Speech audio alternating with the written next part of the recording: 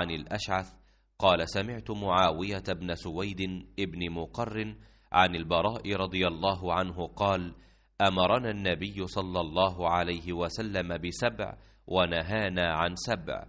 أمرنا باتباع الجنائز وعيادة المريض وإجابة الداعي ونصر المظلوم وإبرار القسم ورد السلام وتشميت العاطس، ونهانا عن آنية الفضة وخاتم الذهب والحرير والديباج والقصي والاستبرق।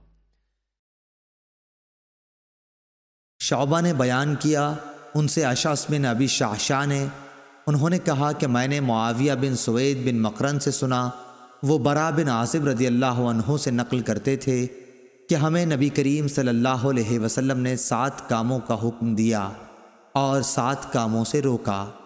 हमें आप सल्लल्लाहु अलैहि वसल्लम ने हुक्म दिया था जनाजे के साथ चलने, मरीज़ की मिजाज पुरसी, दावत कबूल करने, मज़लूम की मदद करने का, कसम पूरी करने, सलाम के जवाब देने, छींक पर यरहमुकुल्लाह कहने का।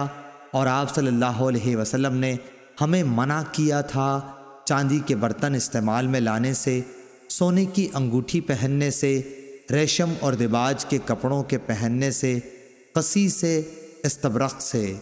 सही बुखारी हदीस नंबर 1239।